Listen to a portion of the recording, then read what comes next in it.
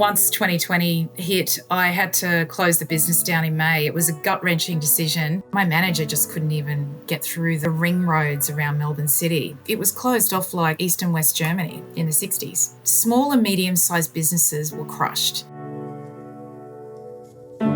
We have had a steady encroachment on our freedoms for the last 30 years. Every single time we have a societal problem in Australia and an issue, we look to the government. Australia changed overnight, literally overnight. On the 19th of March, we were a free country. On the 20th of March, we were a totalitarian dictatorship, and that happened overnight. Welcome to another episode of the Staying Free podcast. In this episode, I spoke with Melinda Richards, who many of you will know from Twitter. She's got quite a popular account there and has been putting out a lot of really great commentary about the state of the world. I also found out in the conversation that she's writing a book, which is great, and another example of people using adversity and actually turning it around and trying to create something new and move the world in a different direction. I didn't know before having this conversation that Melinda actually had a food business which was destroyed essentially due to the lockdowns in Australia. So I'm grateful to Melinda for sharing that story.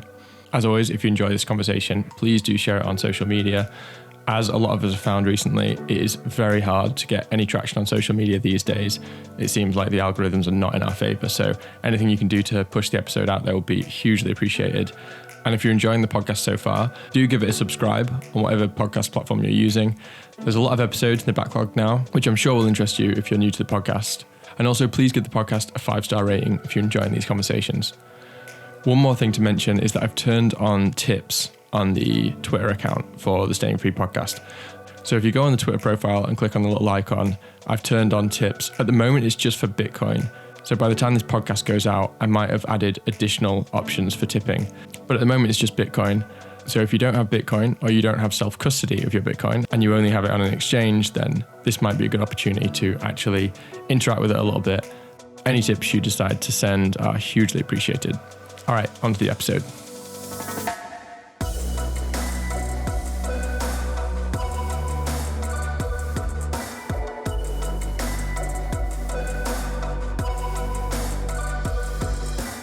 I know that your Twitter handle is Good Food Gal. Yeah. So did you used to do something in the way of food blogging or something? Yeah. I actually had a business, and a couple of my trolls love to remind everyone about this, but I actually had a food manufacturing business, but because the factory, I'm in Queensland on the Gold Coast, and the factory was in Melbourne.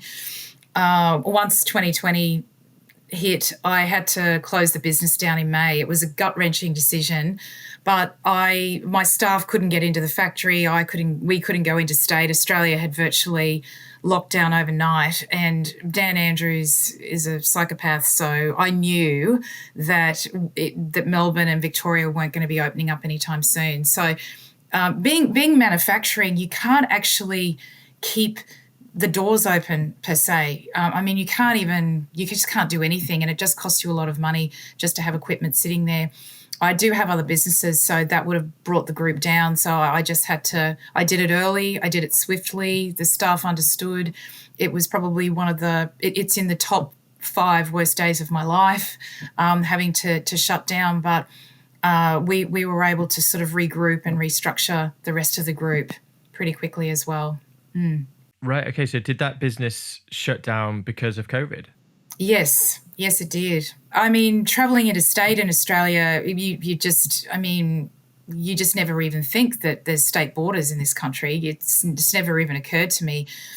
We had set up, it was a hangover of setting up the business amongst a few others down in Melbourne, and it was one of the last ones left, and we kept that one going because it was a fantastic business, and they closed all the state borders inside the country. So Australia was one of the very few countries that did that.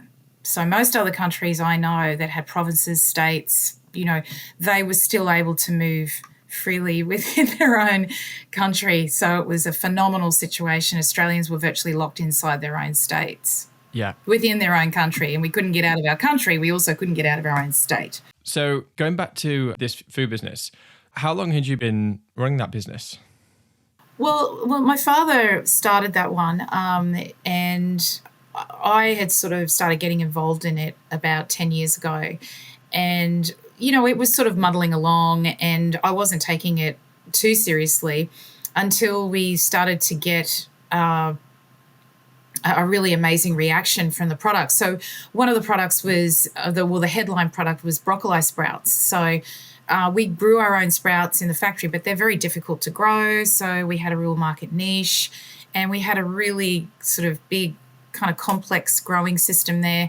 And it's just such a long, winding story. But we ended up getting it scientifically tested, those sprouts. We were freeze drying them, powdering them, and then getting them scientifically tested. And they had very, very high levels of a compound called sulforaphane in them. And sulforaphane is an amazing compound that helps fight inflammation in the body, particularly cancers and tumours, and helps autistic people with arthritis. I mean, there was a lot of research being conducted with this amazing compound. So that was really the point of difference for that business. And we were going into China. I had found a really amazing business partner, and found another business partner in the US. So really these people kind of find you when you have a good product and you can prove that it's good.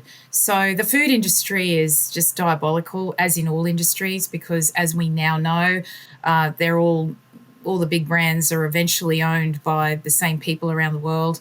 So, even in any industry that people get into, you can sort of grow to a certain level, and then people tend to buy you out, or you tend to get taken over, or, that sort of thing. And we were probably heading down that path, but we had a few more years to run before, the next step was going to happen.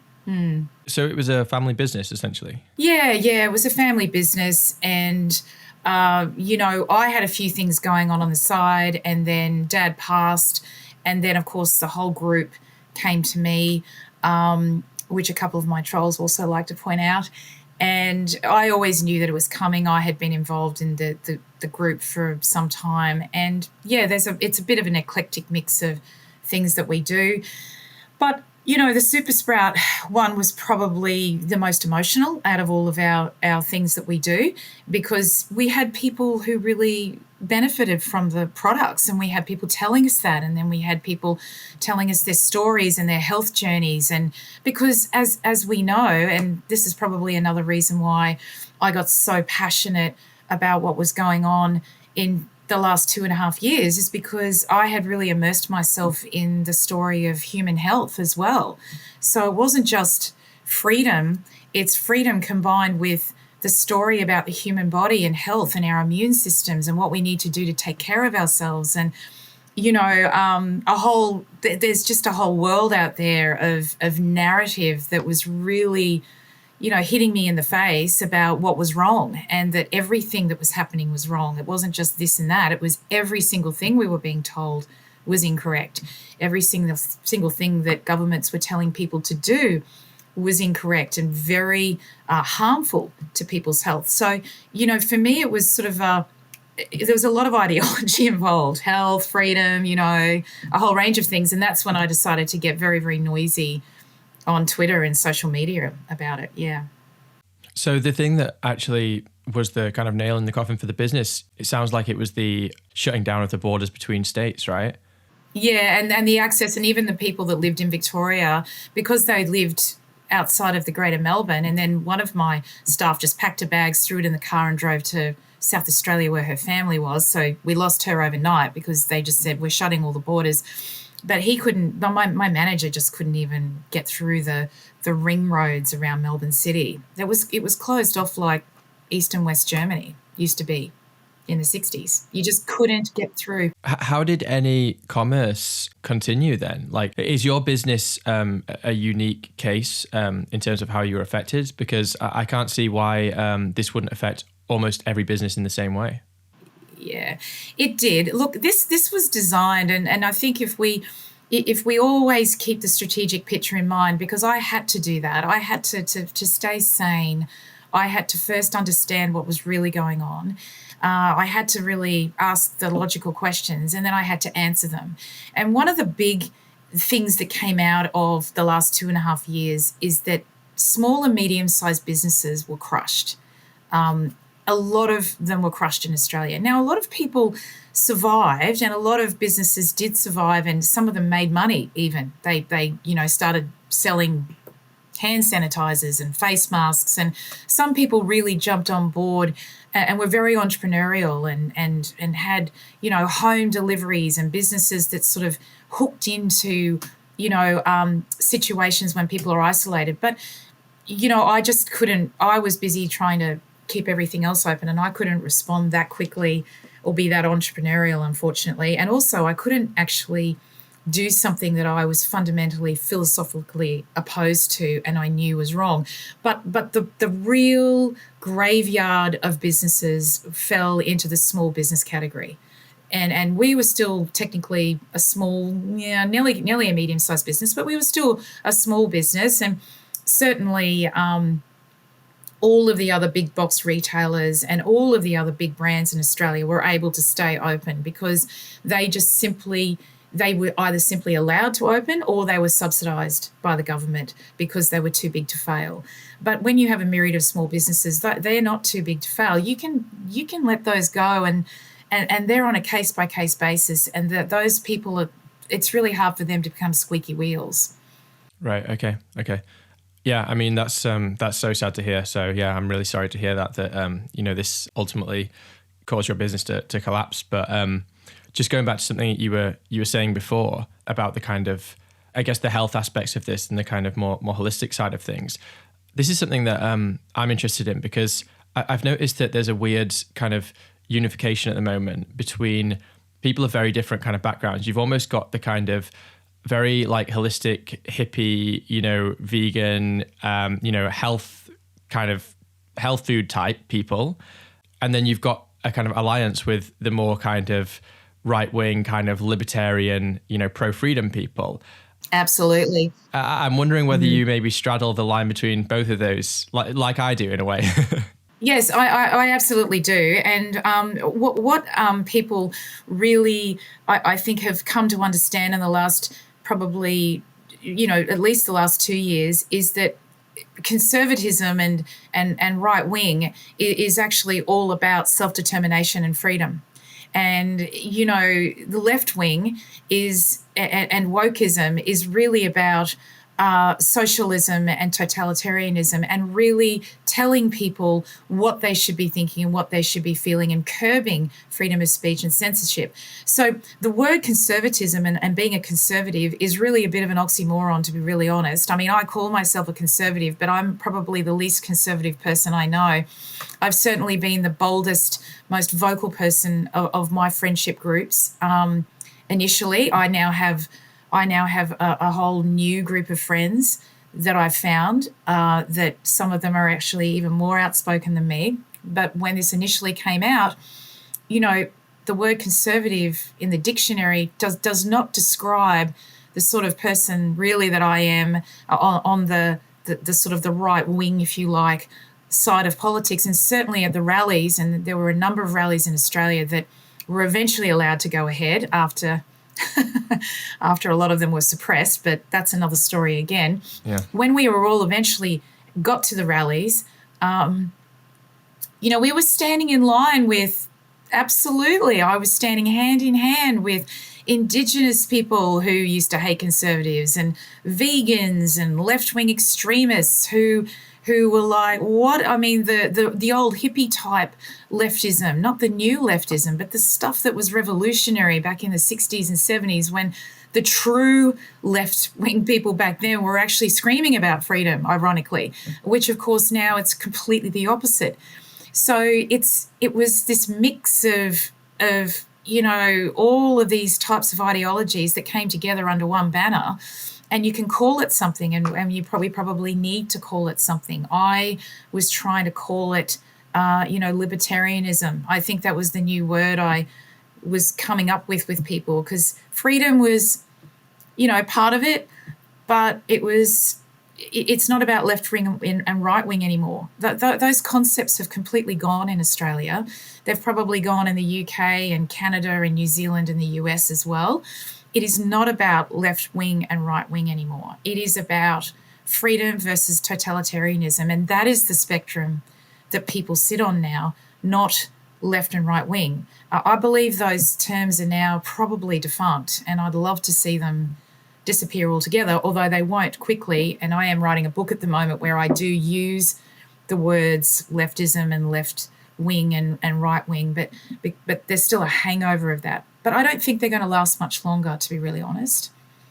Yeah, I mean, that experience that you've just described there is very similar to what I had and a lot of other people in the UK had going to the protests here, was just that the actual diversity of people at those protests really spoke to just how kind of non-politically aligned these things are. You know, like the idea that we shouldn't be mandating vaccines, the idea that we shouldn't be shutting people's businesses down, putting masks on kids, etc. Like these really are not issues that should be relegated to party politics, and I actually don't think that they are. I mean in the UK we had like I remember kind of you go on the march and almost like you can kind of drop back a bit, you walk a bit slower, and you'll kind of catch up to another group, and 1 minute you're amongst a load of Sikhs, and then maybe you drop back a bit more, and all of a sudden there's people playing drum and bass, and it's more kind of traditional kind of British types, and then you drop back a bit more, and you've got a bunch of hippies with steel drums. And it was just like it was everything, and then to see how it gets kind of reported in the media.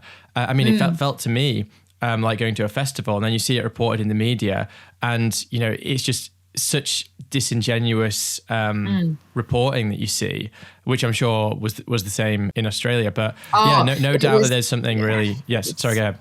Yeah, no, it was absolutely the media reporting. I just wanted to pick up on that point when you said that really triggers emotion in me, the media reporting, because the way that they reported the numbers that went to that rally, and then the way they described the people at those rallies, was absolutely disgraceful. I mean, it was gutter. We're talking the low of the low. So we would be here on the Gold Coast. Now, this is only a city of around sort of 600,000, maybe 700,000 people now. And, you had at least 15, 20,000 people throughout the day turning up to these rallies. That's a large proportion of the population. And certainly in Melbourne and Sydney, and in Canberra, there were millions of people in Canberra. And it goes on. And I can talk about all the rallies around the country. But the way that it was reported, the ABC, our nationally funded, our taxpayer-funded broadcaster, would talk about hundreds of people, a couple of thousand people, and then they would describe the people at the rallies. And it was so patronising and so demeaning and so insulting that you just wondered whether, how they felt that they could line all of these people up, and that all of these people were going to be seen by a general population as just horrible, extreme neo-Nazi, right-wing, troublemakers, domestic terrorists. I mean, you had every single description, but, the media just forgot that there was so many people, that it was people's sisters and brothers and fathers and uncles and aunts. So it was insulting to the entire population, really, because we had so many people going out. And also, this word was always bandied about in British media, and I'm sure it was worldwide, of people being selfish. Anyone who's against this stuff must, of course, be selfish. And actually, in my case, like, it treated me pretty well. Lockdowns treated me pretty well. Like, all of my work went remote. I didn't have a commute on my hands. It was quite an easy life. I didn't really lose any work. So actually, I had nothing really to gain from this. I had nothing to gain by supporting this. There was no selfish aspect. It's purely, for me, based on principle. Now, in your case, it's in many ways the opposite. You were completely affected by it. It did, ruin your business and everything. So if someone was to call you selfish, well, is it selfish to care about your business? Is it selfish to care about your livelihood? I just don't think that there's any way that anyone at those protests is doing it in for any kind of selfish means. I don't know. I don't know what it means to be selfish in service of the principles of freedom and things. Because no matter which road you go down, it's always for some kind of greater good. Do you see where I'm going with this? I just don't understand how that accusation can be leveled at people. As far as I'm concerned, everyone at those rallies has a completely legitimate reason to be there. Yeah. It's really, really important point what you raise. In fact, it's probably the thing that happens straight out of the gate. Now, we have to remember that the people that are out there trying to push the COVID line do things by naming people and shaming people. That's how they get herds to come along with the pack, because people aren't just afraid of a virus. They're afraid of being labelled, and they're afraid of ostracisation. They're afraid of being exiled. So psychology really, really kicks in here. Now, one of the words that they used right out of the gate for people was this word selfish. And I picked up on that really, really early on. And of course, the great thing about Twitter and my followers on Twitter and the people that I follow is that, 95% of people that follow me on Twitter are actually smarter than me.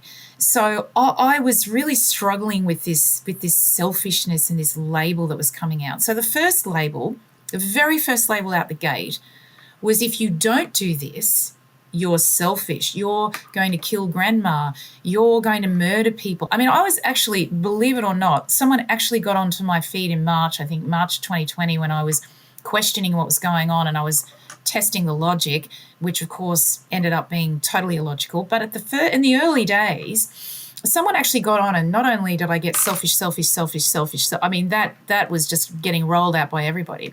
But I got a murderer. I got, how could you? You're spreading misinformation. You're, la la la la, and it went on and on. But I picked up on selfish, because I thought to myself, who's the selfish one here? Are you selfish for being a completely healthy person, knowing that you have a 99, for me at the time, I was a 99.98% chance of full recovery. All of my friends were in the same boat as me.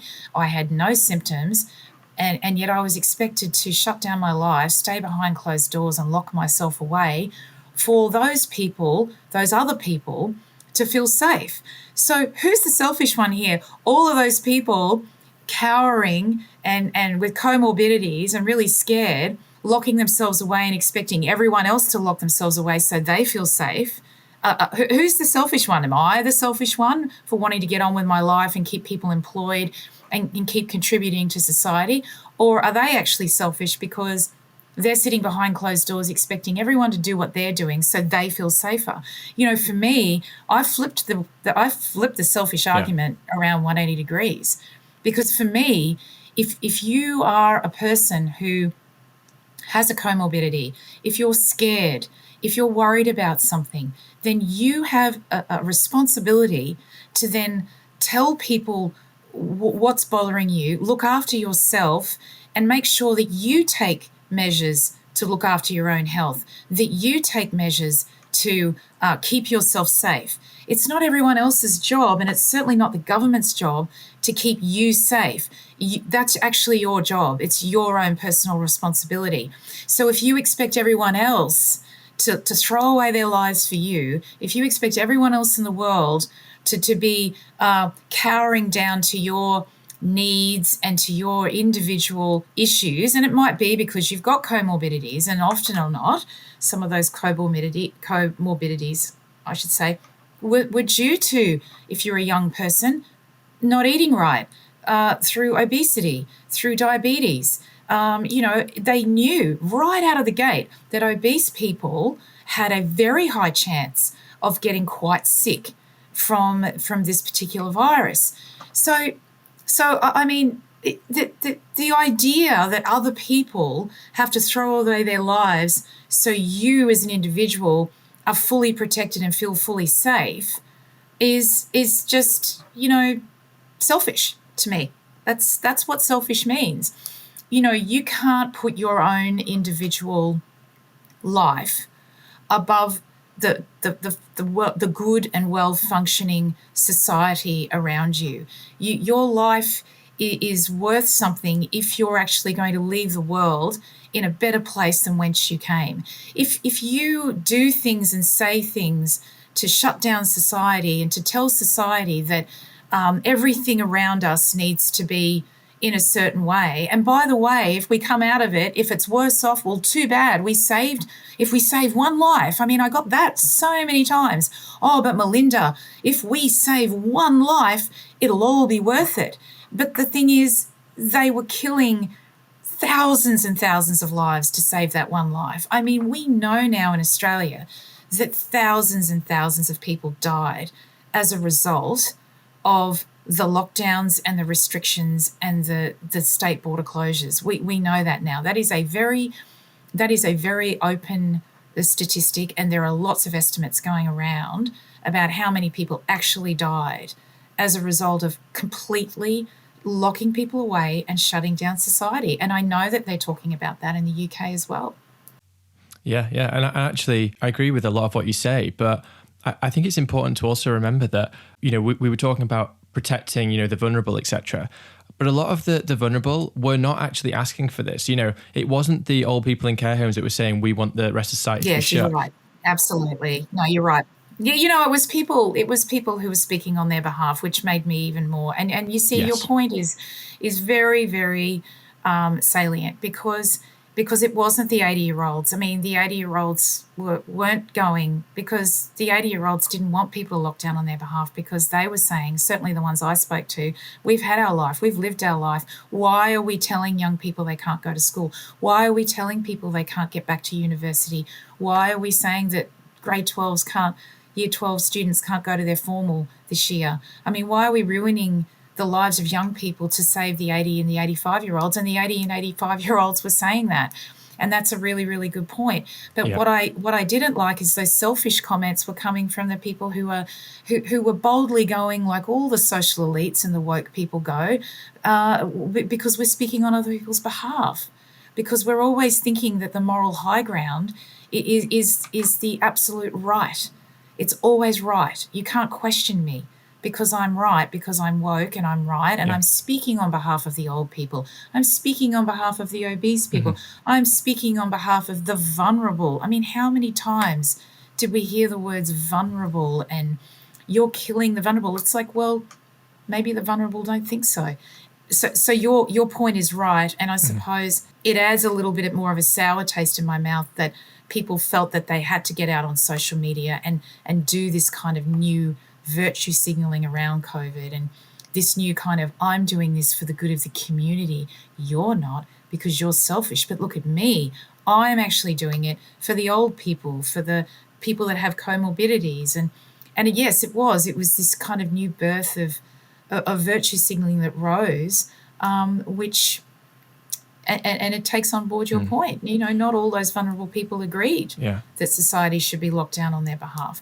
But I will say that there were some that did believe that. That there were some definitely on my feed that felt that I needed to be very cognizant of them and their mothers and their brother has an illness. And so I did get a lot of those stories as well. I don't know the proportion, but there was definitely people who felt that, the society owed them something there, Yeah, there of course is going to be people who believe that, but I think that the majority, and this is something that I've been thinking about, the majority of people who supported this, it's almost like it's a convenient way of expressing a different political belief, which in my view is that essentially money doesn't matter, business doesn't matter, the economy doesn't matter. All that matters is the well-being of people. And I think that actually what's happened is that radical leftists saw an opportunity with COVID to make their political stand and say, like you're saying about, if it saves one life, it's almost as if they were saying, if we don't advocate that saving one life is worth it, even if you destroy the whole economy, then we're not advocating for far left values. Now, I know that might be quite a stretch, and people might not even necessarily reflect on their views in that way. But I do think that a lot of the people who were kind of really pro lockdowns and pro mandates and things, for me, it was a political position that kind of used COVID as a way to kind of advocate for quite extremist far left views, because people who are more right leaning would say, okay, well, the economy matters, obviously health matters and it's important to protect people, but the economy and health are intrinsically linked, and you can't kind of destroy one, because you'll end up, if you destroy the economy, then health is going to go by the wayside as well. And I think that there was an undercurrent of this kind of political polarity that was in this little dance under the surface of everything that was going on, that I actually think when people stand up and say, oh, but we need to save Granny, I actually think that there's a part of that is what they're really saying is, my political views are such that the economy should never be prioritized over health, because I don't ultimately believe in that intrinsic link. And I think that we can always advocate for health, and the economy, the government can just kind of do all of these things. Do you see what I'm saying? Like, I think that there was this expression of a political ideology under all of this, which I think that the left has been unwilling to admit. Oh, look, I think you're 100% correct. But the problem with their argument is it's shallow. And I don't mind people putting those arguments forward if there was depth to those arguments. Platitudes and high-level kind of virtue signaling for me was getting tiresome. If you don't have prosperity, if you don't have a strong economy, people will die. That's exactly what happened in Australia. People did die. People committed suicide. I think the suicide rate, someone was telling me, look, and I don't have this verified because I didn't look up this statistic myself, but I did hear it from a couple of sources that, it went up something like 600% because people were losing their livelihoods. That was in Victoria. Yeah. Now, remember that Victoria locked down, Dan Andrews locked that population down for nearly a year. 263 days or something, I think. That's absolutely horrendous. Now, that is absolutely linked to people's health. You cannot separate out the imprisonment of people, the taking away of people's freedoms, the inability for people to access medical care and hospitals and have operations and see a doctor. You cannot separate that out from just broad health, like, health is more important than the economy. Health is everything. A life is everything. It's too deep. There are too many steps that society has taken now to ensure that our social, environmental, and economic systems all combine to the best of our knowledge, the best that we can throughout history to provide people that now live longer, people who have access to medicine. All of the things that we have done, all of human history has led us to the point where we are now, we used to be, not anymore, but we used to be, probably up until the year 2000, the healthiest we'd ever been as a species. And you see, that had nothing to do with prioritizing money over health.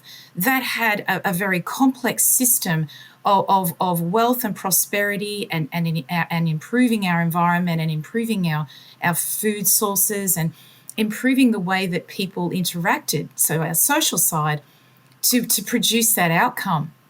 We've slowly in the last 20 years, I believe, been degenerating those parts of our structure, environmentally, socially, economically. We've been degrading that.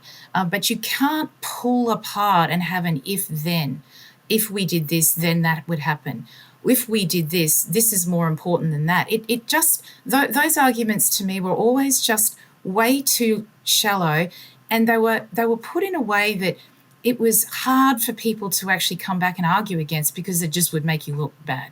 Oh, you think that, money is more important than human life. That's what they would bring the argument all the way back down to this little tiny kind of statement that in the end was totally incorrect. It didn't mean anything.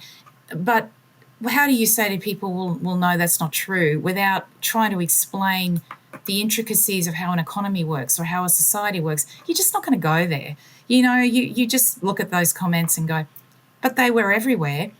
And it was incredible to see how many people and how divided our society became when you had those two sides arguing with each other, particularly on social media. It was incredible to see the division. And we've come out of it in the last 2.5 years with a society that has never been more divided. We have never, ever been more ideologically opposed in Australia. I mean, our society is essentially now divided into pretty much 4 kind of groups of people, and a few of them wavering in between. But, and I don't know if we'll ever come back from that, from one of the most tolerant societies in the world, mind you.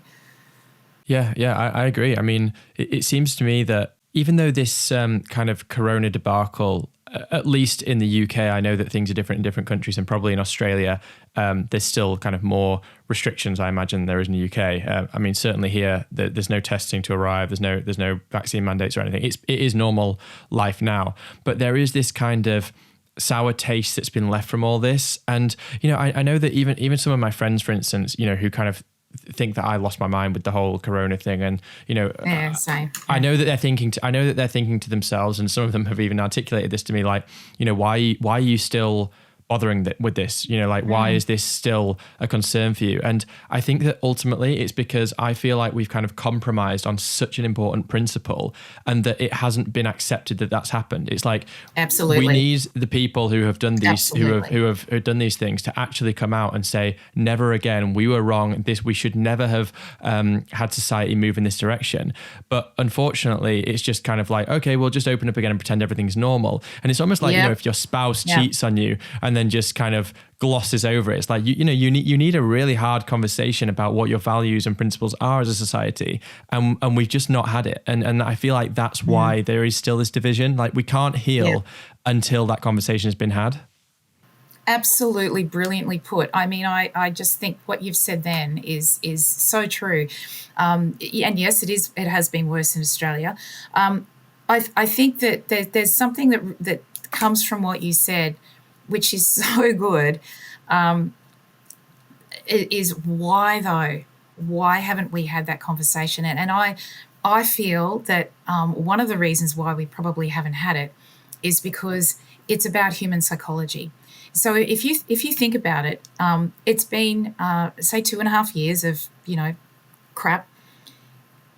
Why haven't we done exactly what you said we should have done? And absolutely what you said we should do, we need to do. We'll never get back to being a united society and get back our freedom and get back these guiding principles that have taken us through to democratic countries and to nation states and to be proudly free. We will never get back to that again unless we actually deal with exactly what you said. So why haven't we? And I think, to me, the really big answer to that is possibly because people were so invested.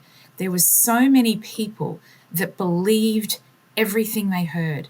They complied. They complied willingly. And they didn't just lock themselves away. I mean, when the government here said put on a mask, they put on a mask. When the government said don't cross the borders, oh, okay, well, gee, all right, well, we went. I mean, I was horrified that Australians went, are you kidding me? Take down the bollards. We live in, like, hello, we're a nation state where we've got a constitution. But we didn't. We didn't cross borders. We put on masks. A lot of people ran out and got injections straight out of the gate in 2021. As soon as the vaccine arrived, a whole bunch of people said, oh, okay, we're going to. Now, you go back and tell those people now, having debunked every single thing that the Australian government and other governments around the world told people to do. Everything collapsed when everyone got COVID. This section of the conversation has been censored in order to meet the community guidelines. For the full uncensored version of this conversation, please check the description for links to censorship-free platforms. I mean, we were getting 10, 20,000 cases a day. Yeah. So what happens when everyone's so invested? There's no way that after 2 years of conformity and telling people that you can go back and admit you were wrong. And I honestly think that one of the biggest reasons why we can't get back and do what you're saying we need to do is because a lot of people are certainly not going to turn around, particularly politicians and particularly social commentators and particularly the media and the big influencers in society. They're not going to admit that they were wrong. And it's probably just as simple as that. They're just not going to do it because it's been too long. And one of the things I said the other day on Twitter was, the greatest enemy of Australia going into our recent election is a short memory. And the fact that we don't want to admit as a country that we really got it wrong. We got it so wrong on so many levels. But can we admit it? Maybe we just can't. Yeah, I think that you're absolutely right on that. But I would also add to that I think that admitting, I don't think it's necessarily just a dignity thing. Like, I can't, people can't admit that they're wrong because it kind of, it feels like they're, how do I term this? Like that it's almost like a slight on their character or something. Well, I think absolutely. That it's also because people don't want to look bad. You know what I mean? They just, they don't want to look They don't want to look like they've made a huge mistake. Yeah, but I think that that's part of the story, because I also think that the other part is, well, if there was so many lies involved in this, then what does that mean? What does that mean about the nature of my reality? What does it mean that all of these experts that I thought I could trust, were lying, and that the governments were lying, etc.? I think that there is an element there of, if I admit I'm wrong, what else am I admitting about the world, which is very, very scary for me. And I think that that's something that people have to get past, is that they want to believe that the governments are looking after them and that all of this stuff has been done for their own good. And I think that admitting that this was wrong on so many levels is also admitting that, these people that you trust do not necessarily have your best interests at heart, and they might actually be your adversary. And I think that that's an incredibly, scary thought for a lot of people. I think it's a scary thought for a lot of people in Australia too, because we have had a steady encroachment on our freedoms for the last 30 years. And I think that if you admit that the last 2.5 years you've been sold a pup, then you again have to look back at the last probably around 30 years, because that's probably where my memory sort of starts to kick in terms of how I was, an adult and interacting in society, and the rules and regulations that were then and what there is now.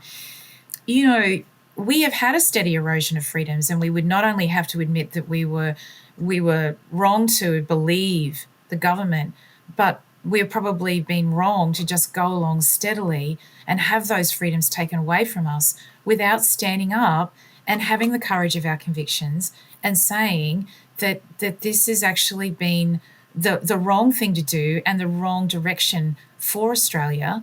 And we don't want to be controlled like this anymore. And that's also scary, is not just saying to yourself, well, I've got to front up here and actually know that I'm actually going to have to admit that I've been lied to, because the evidence is all there.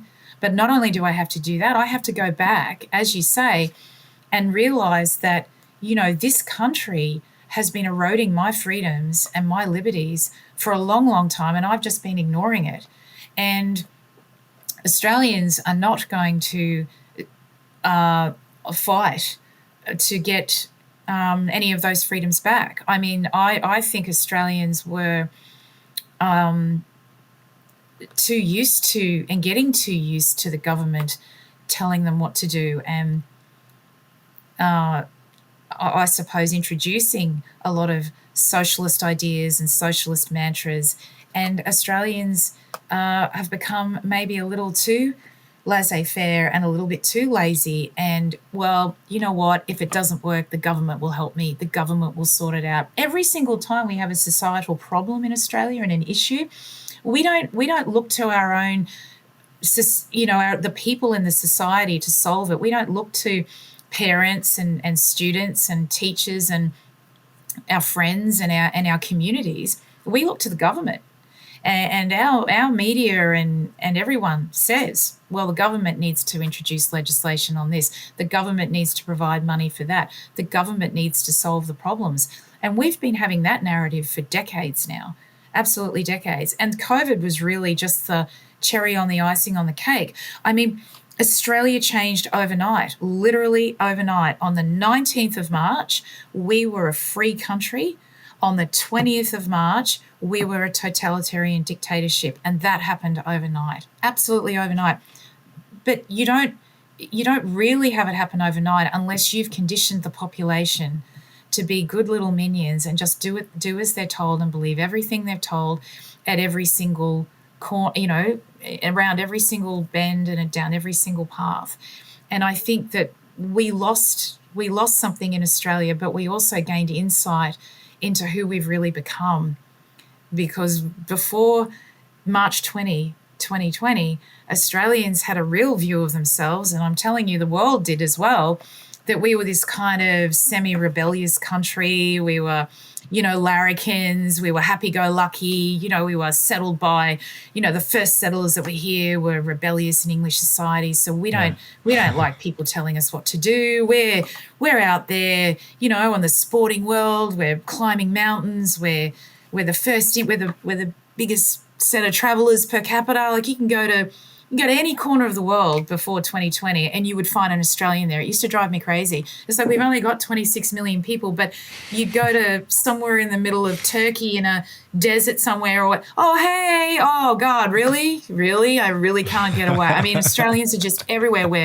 We're adventurous. We're entrepreneurs. We're freedom lovers. And it just isn't true. It is just not true at all.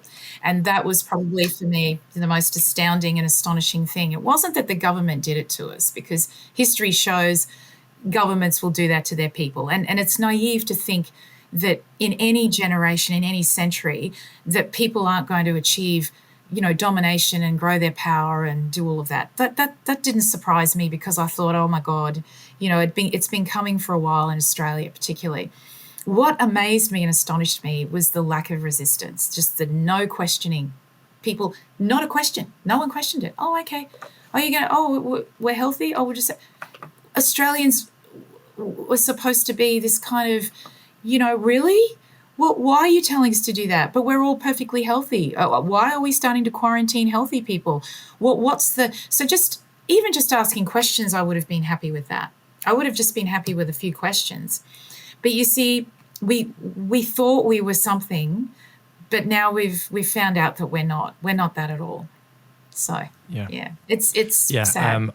I did an interview with Geronimo. I don't know if you know him, but he's another big Australian freedom fighter, and he spoke almost exactly the same words as you. He said Australians have this idea of themselves, and that the world has an idea of Australians, and he said it is just a complete fiction. And he said that Australians are actually incredibly compliant, and that's kind of one of the reasons why Australia has descended so much into totalitarianism recently, because there is no real resistance. So yeah, you're kind of echoing exactly what he said there.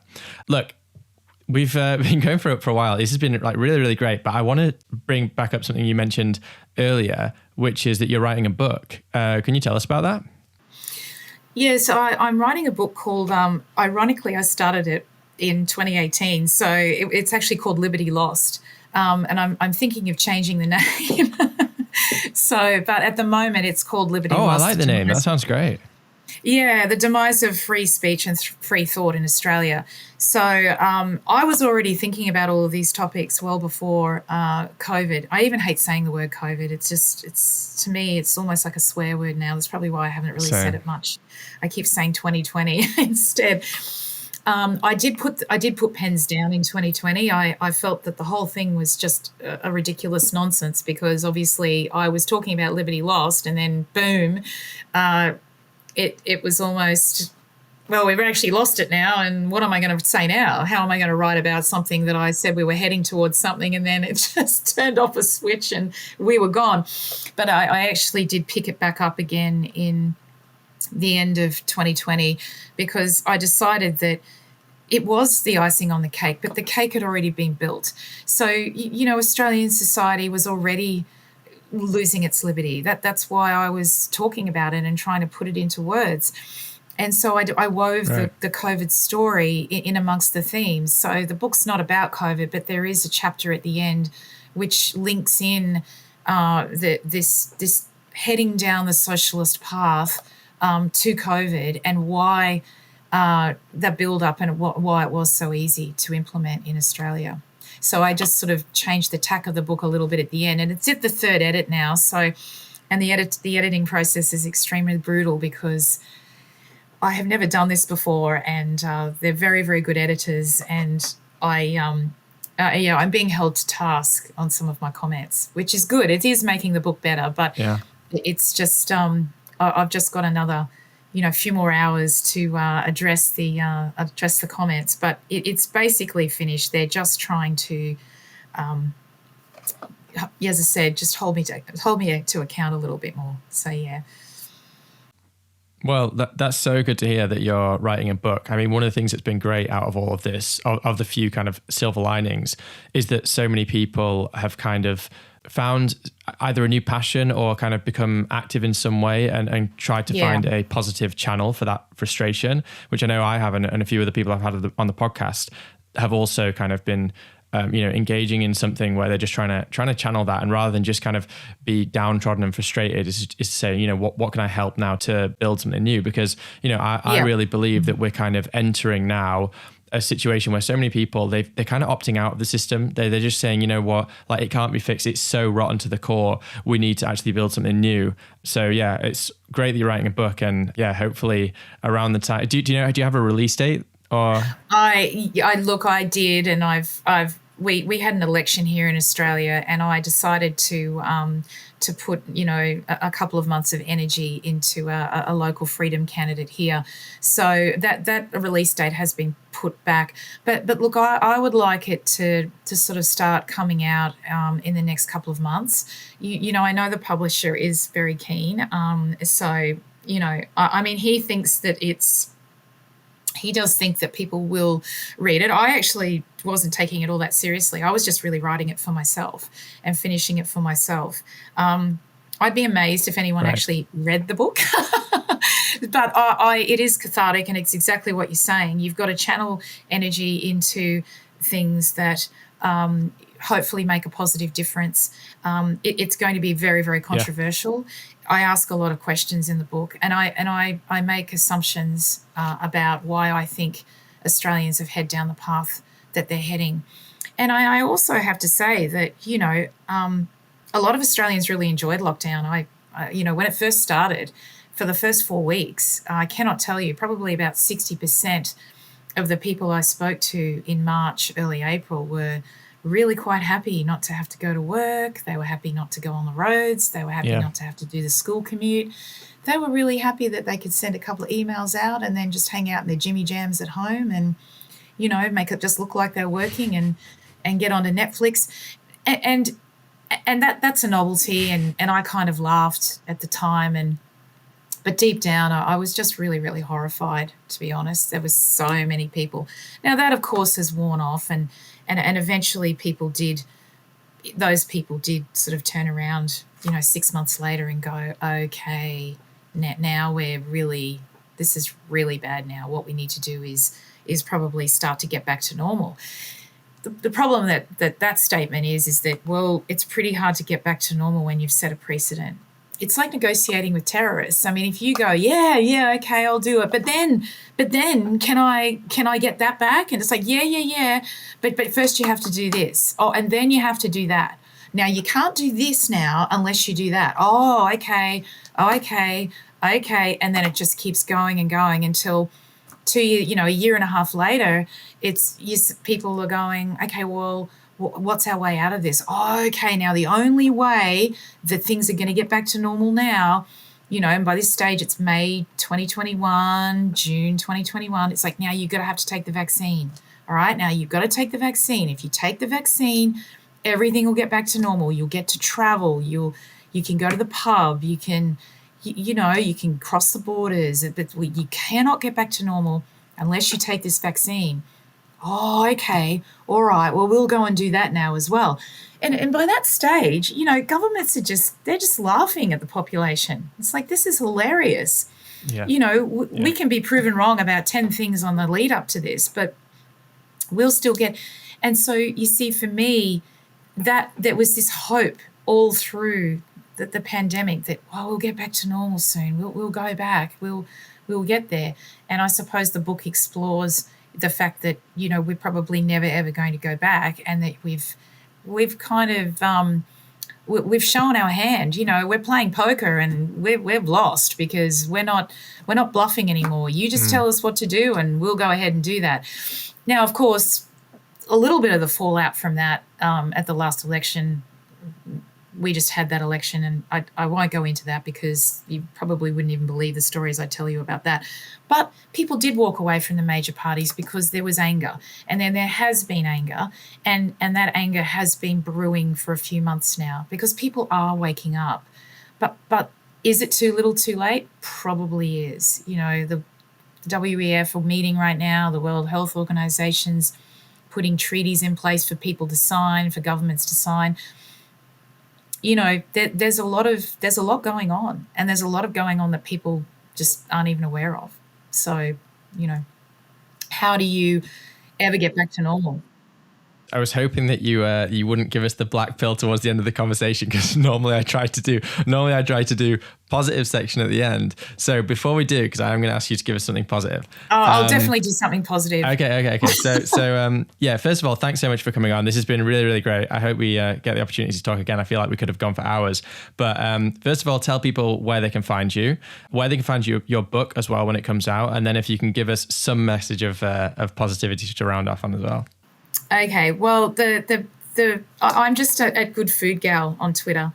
So, the positive thing is that freedom fighters are finding each other and our community is growing. And the most positive thing that's come out of it is that all of the people that I've met in the last couple of years that have joined the cause and the libertarian cause are amazing, and we're bonded forever, and you'll find other people and you're not alone, and it's a really beautiful movement.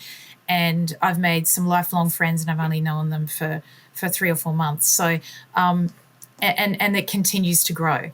So, these people are courageous, they're funny, they're amazing.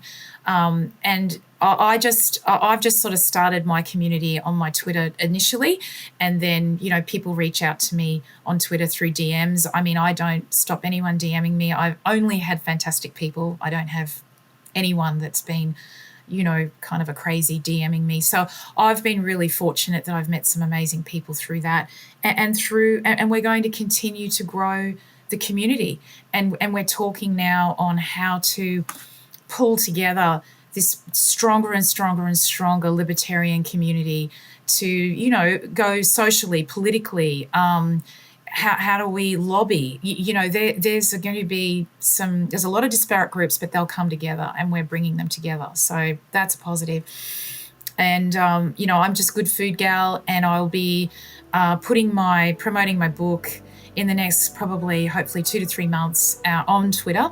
And I'll have a website set up for it, which is being built now.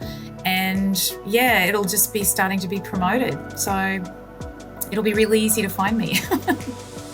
Thanks so much, Melinda.